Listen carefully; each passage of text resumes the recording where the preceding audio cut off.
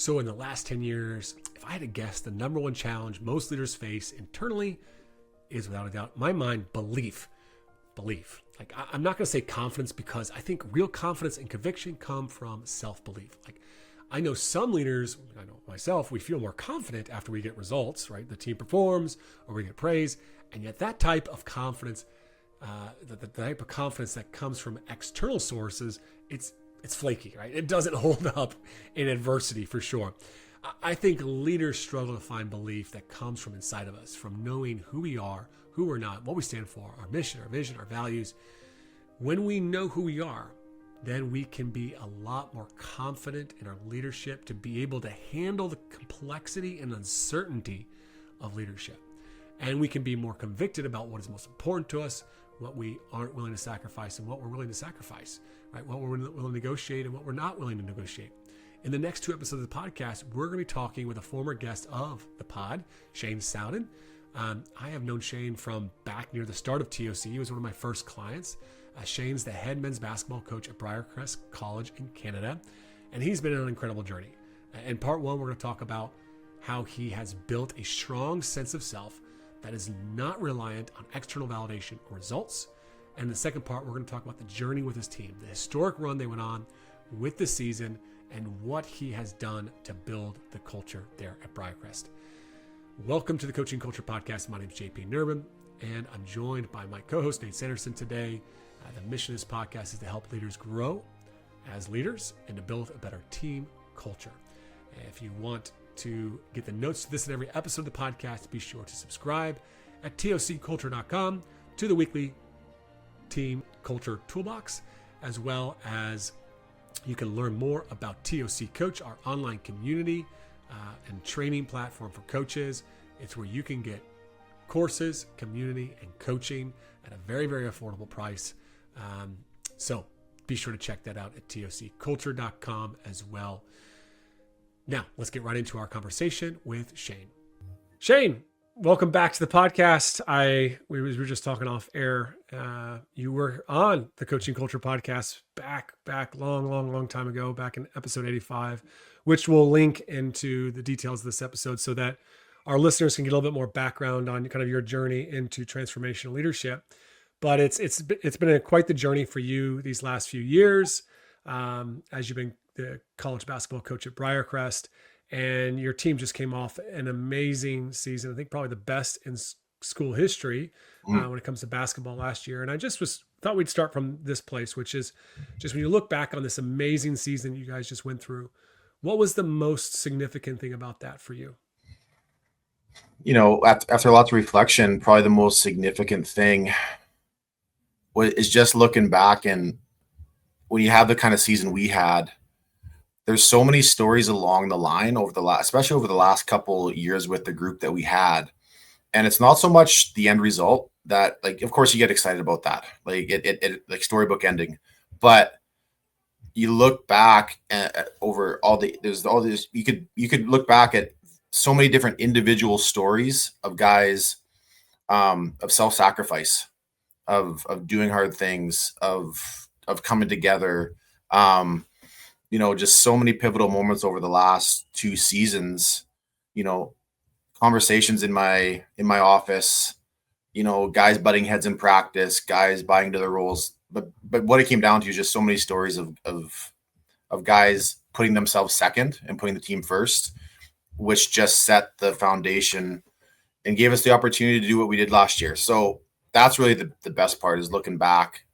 There's so many individual stories that I'm just so proud of the guys from a personal standpoint that helped us come together as a team.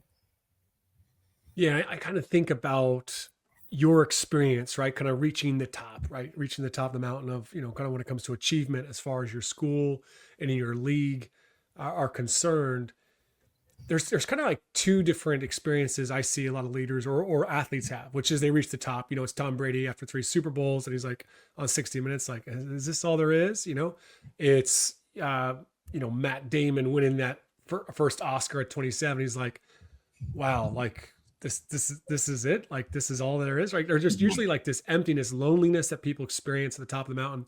And yet you had a much different experience. You had this experience that really kind of came down to fulfillment and meaning and kind of maybe connected to your purpose, right? As you're talking about the journey that you were on and just all these experiences they had.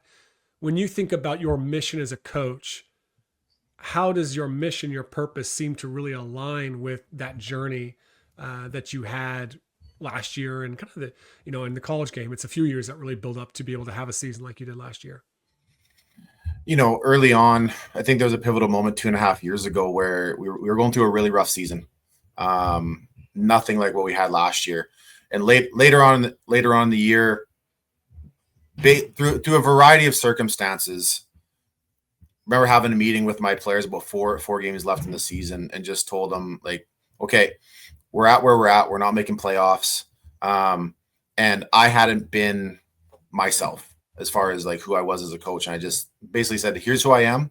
Here's how I'm going to coach. I had been trying to be something else, basically because we had one really bad apple on the team that negatively affected our culture, our atmosphere, everything.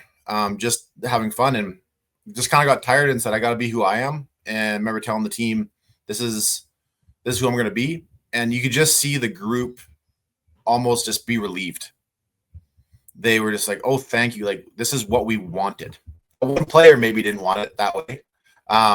But the rest of the squad wanted it that way. And so we finished out that season kind of on a high note. We competed well, but then went into the next season just very clear on who I was as a coach and how I was going to approach things. And then we got really, really clear just on why does Briarcrest men's basketball exist?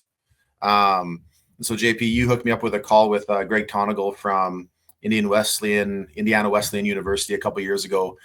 And I just listened to Greg for 2 hours talk about his program, his journey as a coach, and some of the stuff that they were doing just to build into young men. And for the longest time, I didn't know our bigger purpose as a program. And something clicked during that interview. And two words was husbands and fathers. And just quickly over the course of that chat and over the next couple of weeks, just kind of decided and came to just was really convicted that our program had to exist for something more than just trying to win games. And so we started the motto, Briarcrest men's basketball exists to build men of integrity and character, and to use the game of basketball to grow men who will be engaged fathers and committed husbands in light of eternity. And so we started just putting that on everything we do.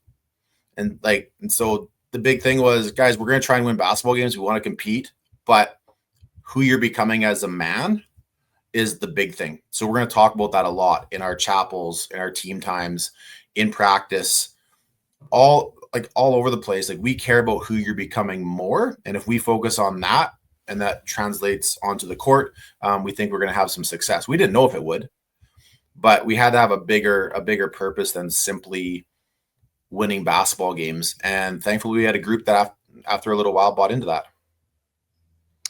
Shane, I'm sure we'll dig a little bit more into that kind of vision for the program as it's evolved over the years. But I want to go back to that turning point for just a second here, where you came to this realization that you needed to be maybe more true to yourself, or we hear this word, coaches need to be authentic, right? They can't be somebody that they're not. And so that sounds great, sort of from an abstract kind of philosophical perspective. But for you personally, like, what did that actually mean for you? Who was the old Shane and who was the new Shane that sort of emerged that you felt was more true to yourself? And can you kind of just explain a little bit of the difference there of what that's meant for you?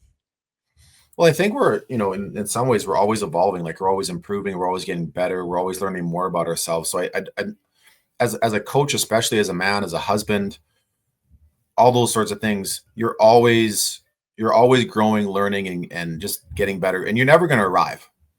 Remember seeing Pete Carroll talk, I think it was Pete Carroll, was talking about just being really extremely intentional on figuring out like who you are as a coach, what do you value, hone in on those 3 or 4 values and be that every day.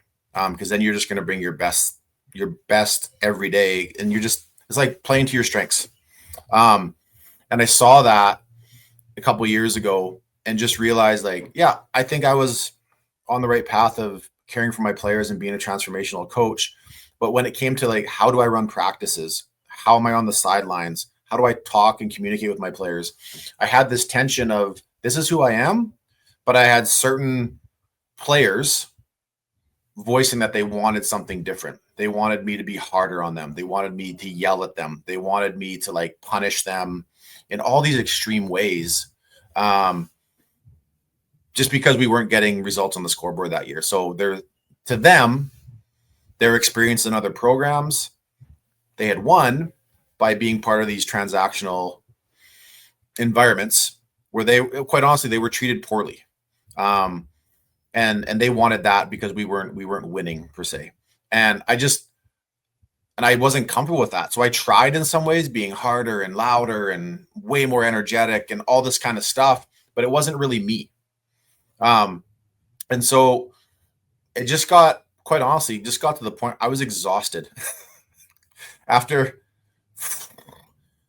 from August to the end of January. It wasn't fun coming to the gym. My players were starting, like we dreaded practice. And it just got to the point where I was like, okay, this is not me. And just kind of decided on, this is how I'm going to be in practice. Here's the standards. Here's the expectations. If they're not met, I'm not going to shame you and all this kind of stuff. I'm not going to play you. You'll sit over there if your behavior is below the line.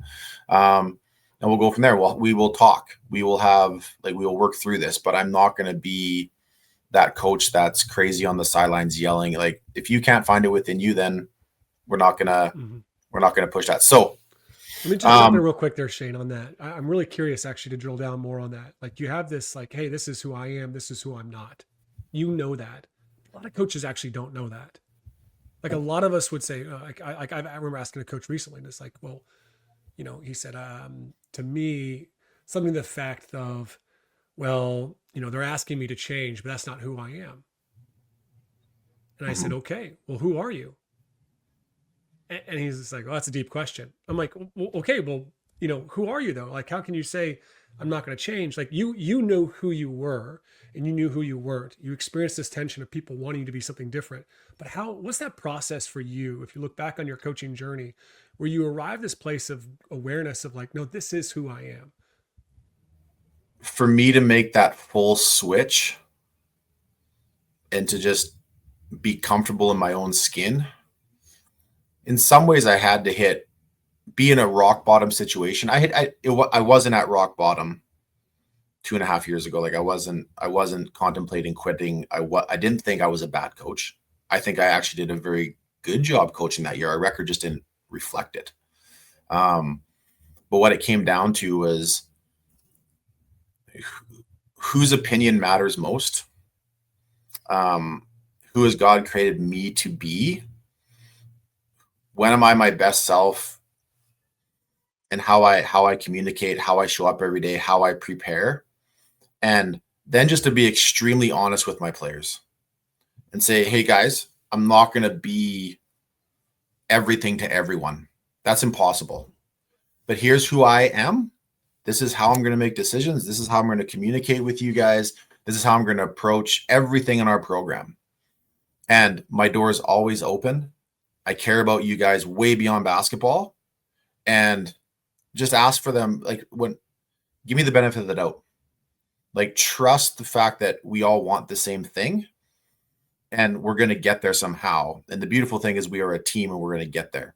So I had to hit rock bottom to the point where it's like, okay, I need to stop caring so much about the opinions of others whose opinion in 5 years is not going to matter.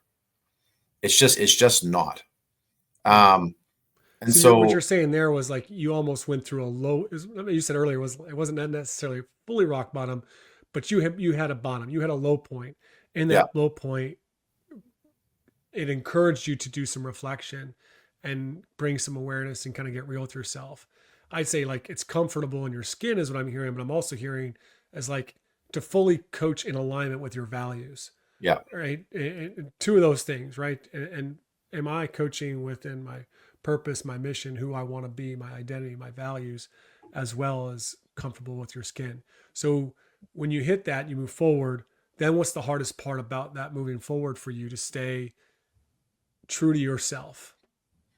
At the end of that year, I asked all my returning players, and we had a lot. So the probably the most humbling thing about that season was we had a really hard year, but and I ended up cutting a player for the first time in my 22 years at that time coaching. At the end of the season, just told him, say, you've lost the privilege of being part of this program. And his teammates didn't want him back. It was a move that had to be made. But through that, I asked my returners, when you've seen me at my best as a coach, what does that look like for you? And so that was really hard to ask my players that, because I was like, man, I'm going to get like, it was scary, because you're kind of putting yourself out there.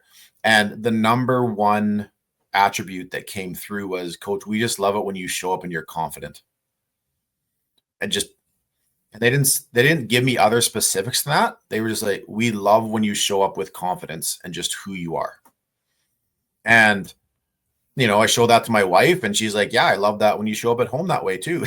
Just like, it just was all these different, in so many ways, just be confident in who you are and what you bring to the table, and just be that.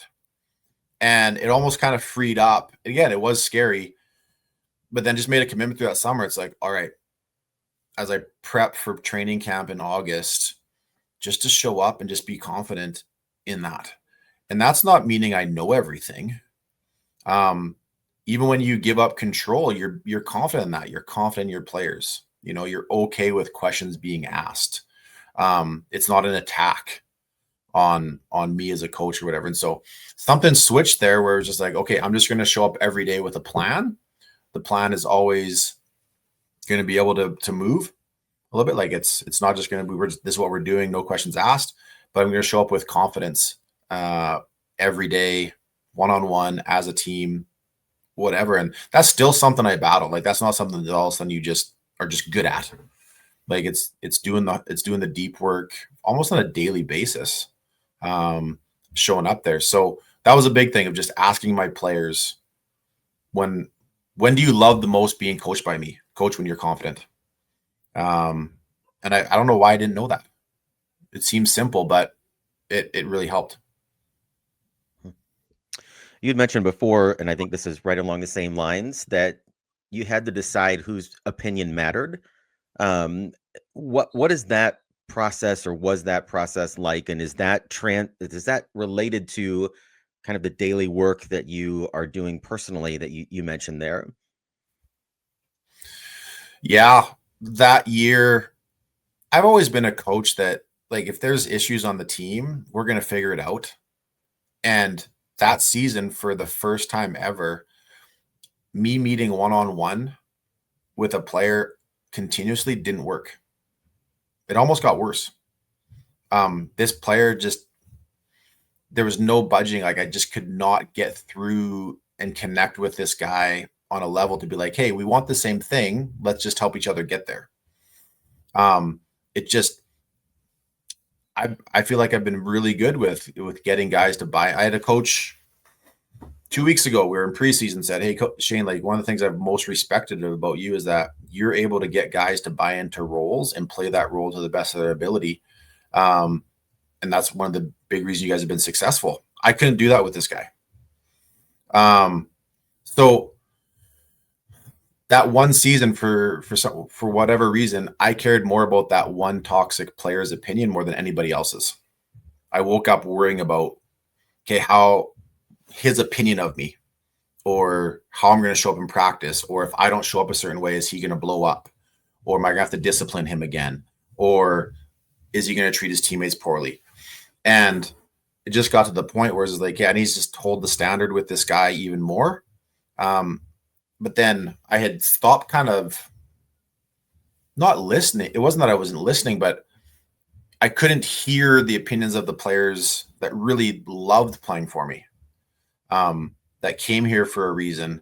For some reason, those 14 guys, I had a hard time hearing their opinion, whereas this one guy, he was just loud and clear. And I think we just hear the negatives so much more. And I don't know why I was so fixated on that for a few months. And yeah, it's really stole my joy. And then, but in the end, it was a fantastic learning experience. Like, my goodness, it just set the stage for so much learning about myself. And then it quite honestly, in the end, made me a better coach for the next team, the next 2 years. In the moment though, it was brutal. Even just thinking back now of just the mental and emotional turmoil just in my brain. That way, but yeah, just showing up and remembering who I am and being that's okay. And I'm not perfect, but I'm always growing, but to show up with confidence every day. Yeah, that's just a big turning point for me. Confidence is such a big one for our coaches. And oftentimes we show up and we feel like we're trying to put on a brave face, but internally we're severely doubting. You brought up, because I was curious, like, what gets in the way of you being confident? What I heard there was oftentimes other people's opinions. Mm-hmm. And that becomes a big barrier for you. But there seems to be something, and correct me if I'm wrong in this, but what I'm hearing for you that almost helps build your confidence is knowing who you are, who you're not, and then just speaking that out. Like putting that out there to the team and declaring it to the team is almost like starts to provide you more confidence. Like I'm looking for a metaphor, can't find it, but either way, like, does that resonate? 100%. And like, I was always the coach that thought I needed to know everything. So I didn't like being questioned about my practice plan or my game plan or this call or whatever. And the last couple of years kind of switched my coaching. Instead of me just having the whole, 2-hour practice, get everything planned out, kind of took the approach of, I've got a bit of a veteran squad. I have no idea how we're going to do this year, but if I don't know, I'm going to tell my players. And I told them right from the start, I said, guys, there's going to be times where I lean on you. You're the players on the court. I'm on the sideline. I'm not the one getting screened, trying to figure out this defense or this read. I said, you're the ones out there. You're the one in the game. I'm on the sideline. And so I started asking my players' opinions a lot. And probably like the first time that this really, really worked, and I think it built trust with the team. It was early on 2 years ago. I think we're like 8 games into the season, and we were about to play a really tough opponent. And we're going through there. We had film. We were trying to figure out what we were going to do defensively. And it was the day before the game, and it just wasn't clicking. And our scouts are usually bang on. Like, we got a good scout. We know what we're going to do. And we couldn't figure out, like, this team was amazing out of the pick and roll. They had a couple guys that you just couldn't, they were just amazing out of it. And one of my guys were like, let's blitz the ball screen. So you just send 2 defenders at, hedge it, bring it back. Anyways. And they told me about this, and I just kind of paused. And I said, guys, this makes me really nervous. And I'll be honest, this is not an indictment on you guys. I don't think you guys can do it.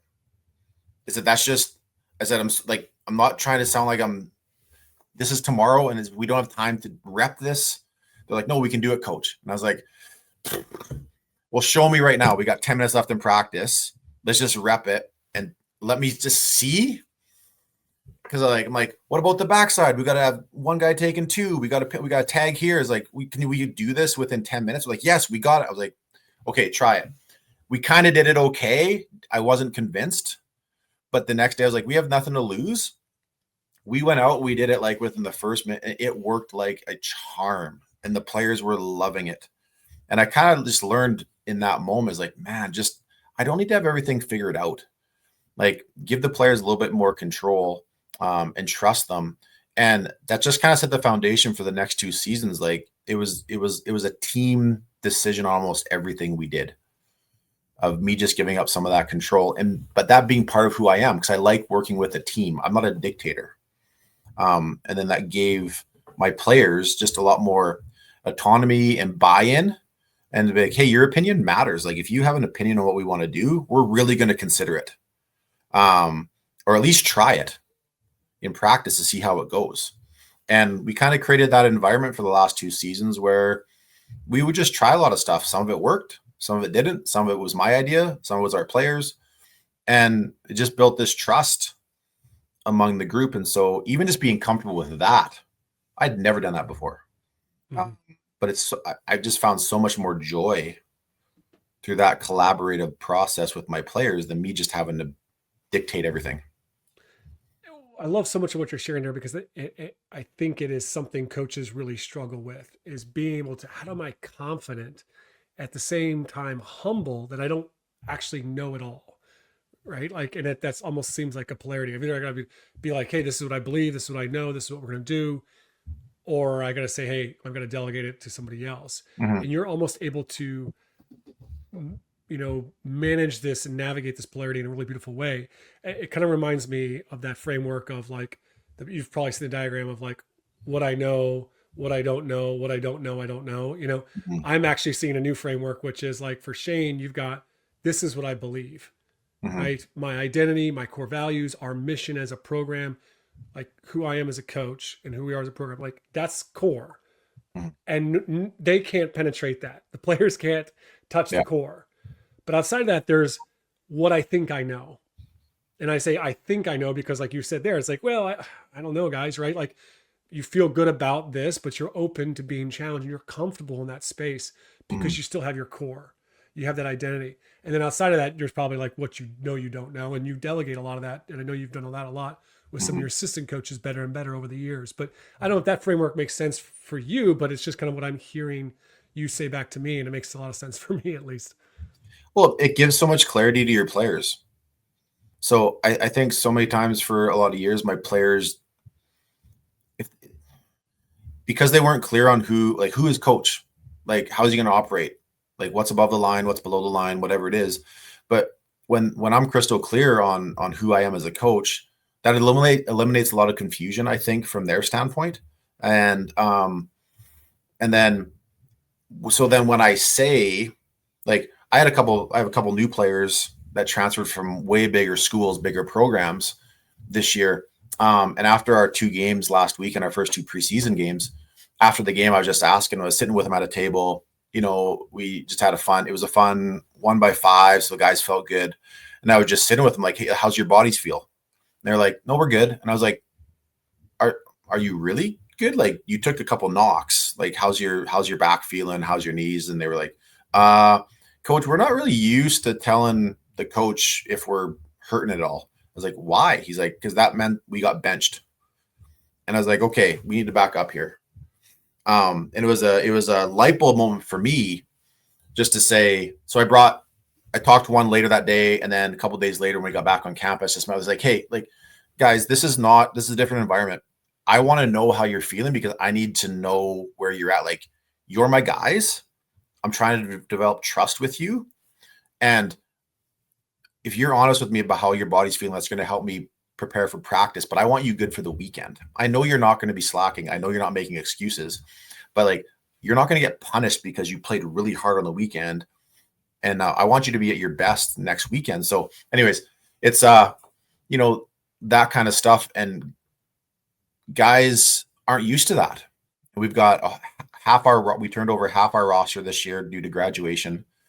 And so that's, I guess, been the fun part and challenging this year, is redeveloping that trust, because we had such a veteran squad for a couple of years and rebuilding that. But it's kind of refreshing, but it's also sad that a lot of players, especially playing at the college level, are playing out of fear, or that they're going to get punished for being honest. And yeah, we're trying to break down some of those walls and be different in that way. Shane, what I kind of hear you describing here, and I think this is true both for this transformation that you've gone through, as well as this process that you're trying to bring your players through, is it's really a confidence in vulnerability. Like, there was a point where you had this desire to be seen without feeling like you had to present yourself in a certain way to be accepted, or for players to respond to you and that sort of thing. And you've made a lot of progress, as a coach in that. Now you have all these new players coming from different programs, what sounds like a lot of transactional coaching that they've experienced. And you're trying to create sort of that same confidence for them, to be vulnerable. We throw around the word psychological safety a lot of times when we talk about that in groups. Are there other things that you're doing as you're trying to really encourage them maybe to be seen authentically, as they want to be, both to you and the conversations that you're having, but also to each other as you're building this team of newcomers this year? Yeah, it's right. Like right now, and again, there's no blueprint for it. Like it's an art. There's so many different things you can try, and it's trying to just be as long as you're intentional. So like we know we're trying to create connection. Like right now, we've got a new squad. We've got a lot of talent. We're younger. Right now, it's just chemistry. Chemistry, connection. Do we trust each other? Do we know where each other's going to be on the court? And so we're just trying to create opportunity for guys like to get to know each other. We had one of the new guys. He's going to probably be our leading scorer this year. Going to play a lot of minutes. Very talented player. Just asked him like, how are you feeling about things? He's just like, I feel like our starting lineup, like we all like each other, but we all kind of have these silent agendas for the season, like personal agendas. And I was like, well, have you talked to the other guys about that? Like, no. He said, well, how about you guys go for coffee or get a drink or whatever, the 5 or 6 of you, and just talk about that. So you guys just kind of understand, so there's that, but just, we're trying to just do all sorts of just creating connections so guys really get to know each other. So like, we just, for the first time ever, like last week, just implemented on a whim, forced family fun competition. So I made 4 groups on the team and said, okay, over the next week, here's 4 activities you got to do. You've got to go out for a meal together. You guys have got to watch a movie together. You've got to go play disc golf together at this one course. And then I forget what the 4th one was, but there's a 4th one. And I said, the winning team, you guys get this done by Wednesday. You guys are going to get like a $150 gift certificate. You guys go for supper together, all that kind of stuff. And putting guys together that don't know each other yet. Our father-son retreat of just creating connection there, of guys getting to know each other, that just understand this is more about who you're becoming than just trying to win basketball games. And then it's me just modeling the way. We talk about players so much with goals, right? Like they want to be the leading scorer. They want to be all conference. They want to be all Canadian or all American. They want to win a championship, whatever it is. Coaches, same thing. We can get so caught up in the accolades and all the stuff that it matters, but it doesn't matter just to say you're a winner. It matters because it gives you a platform to then share more, I think, of what really matters within the program.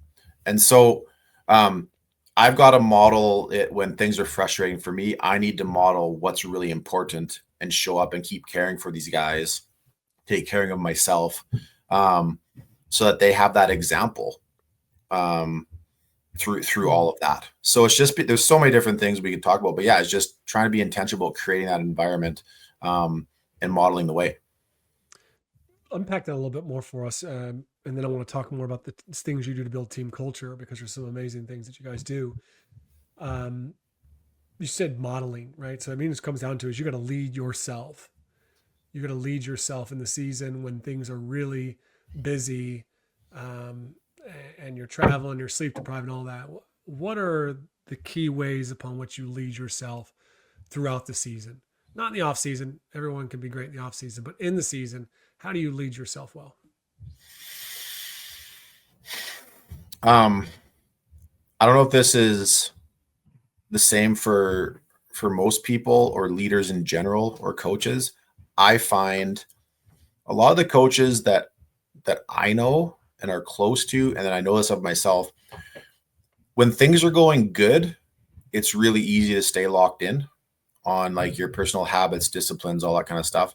When things are going bad, I tend to make excuses and will then start in some ways self-medicating with time wasting, because I'm trying to find an escape from the stress of my job or not meeting my own whatever expectations those kind of things are.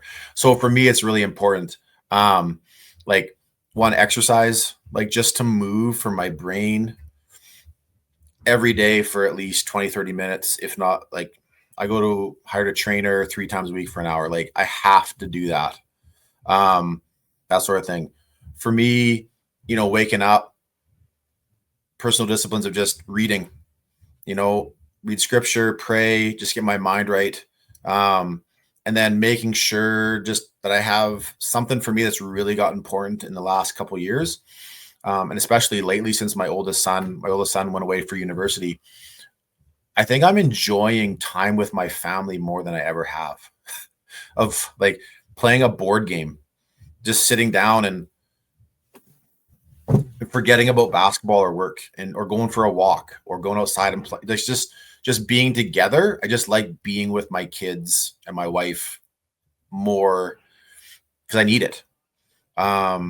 So there's just so many different things, or going out for breakfast with a friend and just venting or talking about life, being really intentional about those things. And I find when things are going bad, I don't know why it is, but I just start neglecting some of those things because I'm just worried. So I think for me, showing up and being consistent and modeling the way for my players, even when it's bad. So if we just had a bad loss, well, they see me in the morning. Yeah, I've watched film on prep, but I'm going for a walk. They're seeing me in the gym at the hotel, right? They see me in the lobby read my Bible, whatever, and just being like, okay. And then showing up the next day ready to go with a great attitude. That sort of thing, instead of being angry and sullen and sulking and head down and sky is falling. We lost a basketball game. The word, like, it's just trying to show, and it's hard. You'd rather stay in your bed and scroll Instagram, which is stupid, right? So it's just just trying to be consistent in those little things. It doesn't seem like much, but my players are watching. And it almost seems unfair, but they're watching what you're taking in, what you're listening to, your actions, how you talk to others, how you spend your time. They're really aware of that stuff.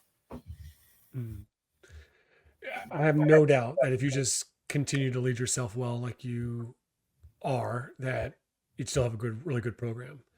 And yet you do a lot of things to be really intentional. You kind of already hinted at some of those things when it comes to building your culture of the team and make it really a special experience at a small Christian college in the middle of nowhere, Saskatchewan. And I've been there. Yeah. It's in the middle of nowhere. Yeah, it is. It very much is. It is way out there. All right, that's it for the first part of our conversation with Shane. Once again, I was taking a lot of notes on this one. Come back to that idea of self-belief, knowing who I am, knowing what's most important to me. It allows me to actually handle the complexity of, I may have a certain strategy as a leader, a certain personality or way, a style of coaching, but I can adapt that more. I can listen to feedback. I can take on the perspectives of my players and my assistant coaches better because I recognize that isn't a threat upon who I am, right? It's not a threat. And I also know like what's negotiable, right? And typically my style as a coach is probably a little bit more negotiable, or a lot more negotiable than my values, right? So really, really, really powerful. I really appreciate Shane coming on there. Took a lot from him. If you found today's episode valuable, please share it. Also, support the podcast by leaving us a 5-star review wherever you listen to podcasts. And we'll be back next episode with Shane to talk more about team culture, how he built it with their amazing father-son retreat. But actually, interesting enough, the big thing for him, I think, was this self-belief fueled his ability to have much more candid and caring conversations.